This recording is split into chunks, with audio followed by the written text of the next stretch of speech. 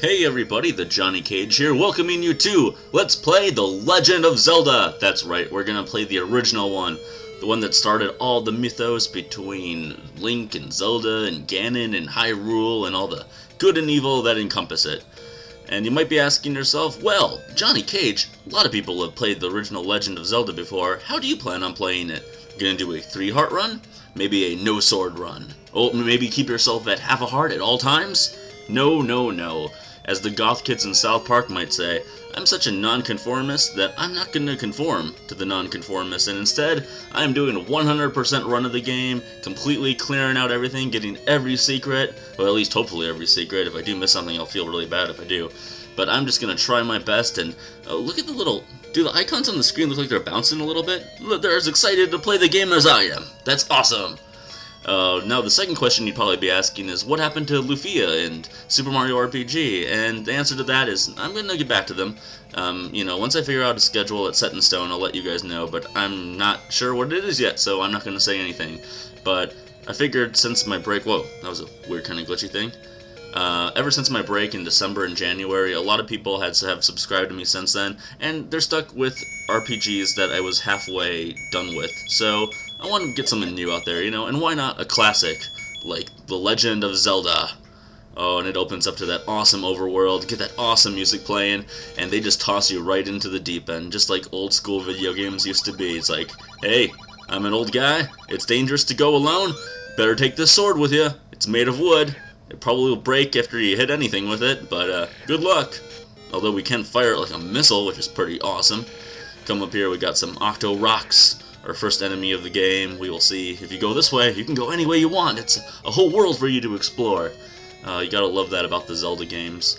And in fact, I actually didn't play a Zelda game until like around high school. I just was never really into them that much. But I finally got around to it, and this is actually the only one I've beaten. Back then, I'd been in high school. I played the Link to the Past quite a bit, but I'd never beat that one. I only got so far into it and just kind of let it go. I've got gamer ADD like that. I've mentioned it before. But man, this game is just so monumental. And here we go. We're going into our first dungeon. There's so much to explore, so much to see, so much to talk about, and so little time to talk about it.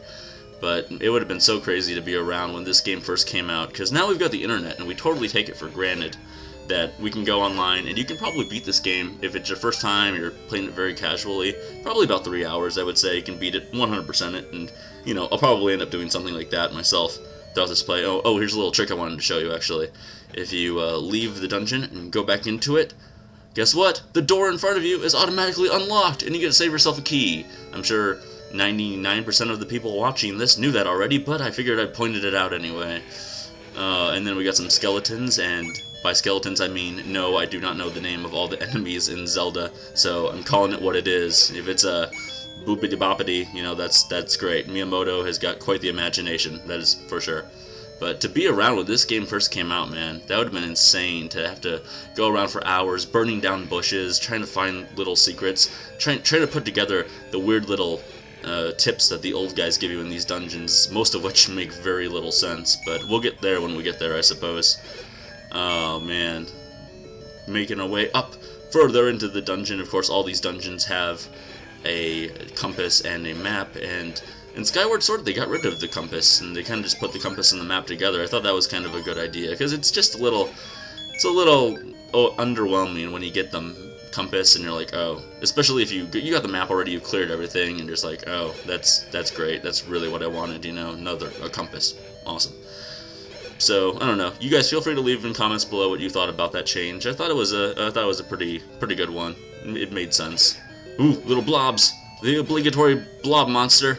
You've got to get those in every game, it seems like. Oh, yeah, so this game came out a long time ago. I didn't have it when it first came out. Oh, but wait, these Most Peninsula is the secret. Just thought you should know that. Yeah. Actually, that tip doesn't make a lot of sense, but we'll get to that next time, because you can start this game out with a lot of power-ups already. 5 hearts, the Master Sword, Blue Ring. You can just go in here and be a tank and just destroy everything. But all we need is a handy-dandy map. And we get a look at the dungeon. All the dungeons are in the shapes of different animals. This one's supposed to be an eagle, I believe. I believe its official name is the eagle, at least. Grab another key. Grab some 5 rupee action right there. Gotta love it. make our way up north. As I was saying, I didn't get to play this at all growing up really, but I do remember the cartridge. I remember a friend bringing over the cartridge and just being like, oh my gosh, it's so amazing. I can't believe it's gold. I must have it. I don't even care what the game is. I just gotta have it, you know? It's gold. Jeez. But I've got it now, so all's well that ends well. And we got bombs from the dudes that throw the boomerangs, whose names I also don't know, unfortunately. But we can use the bombs to uncover some heart containers later on. In the next part, I'll do some more going out and finding some secret stuff before we go to the second dungeon. But first, we got the bow! Yeah!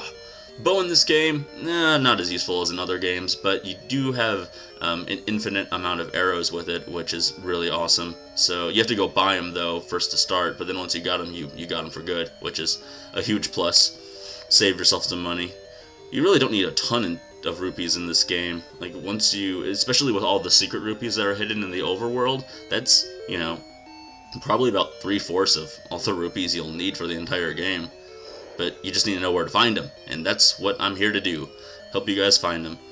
So you got some more of the boomerang guys, and as you can see there, you can block the boomerang with your shield. So, you know, don't go crazy on these guys and get impatient and get yourself injured. Go up here, and then they drop the boomerang, which becomes your new best friend. Although bombs are also incredibly useful, but we got the boomerang, which you can use to stun enemies, and it's got a really good distance to it. And you come into this room, and you hear the evil growls of Aquamantis not far away, and you got the hand, the wall hands. I just call them master hands now.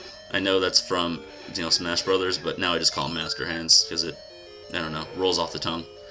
And then finally we enter the last chamber with Aquamantis. Dun dun dun.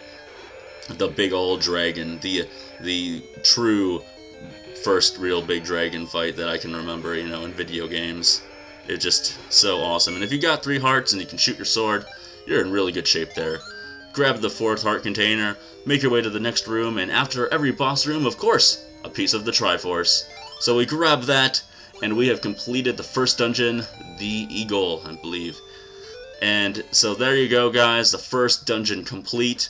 Next time, we're going to do some stuff in the overworld, grab ourselves some items, some secret stuff, and make our way to the second dungeon and see what awaits us there. But thanks a lot, guys, for watching. I really appreciate it. This has been the Johnny Cage. Please subscribe, like, comment if you have not, and I will talk to all of you tomorrow.